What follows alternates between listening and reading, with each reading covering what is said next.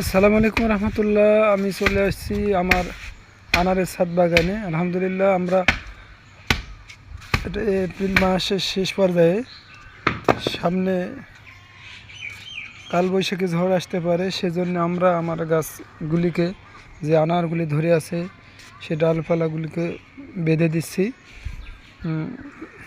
দেখেন দর্শক মণ্ডলী, আনারগুলি কত সুন্দর বড় বড় হয়ে গেছে।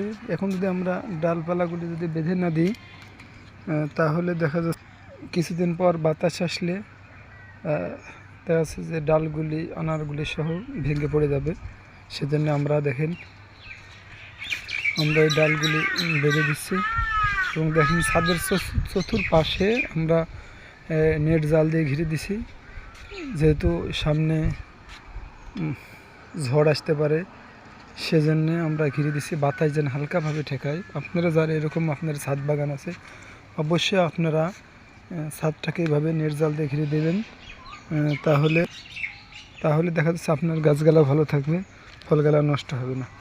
প্রতিটা গাছে দেখেন আলহামদুলিল্লাহ আমরা এইভাবে ঘিরে দিচ্ছি। আসসালামু আলাইকুম।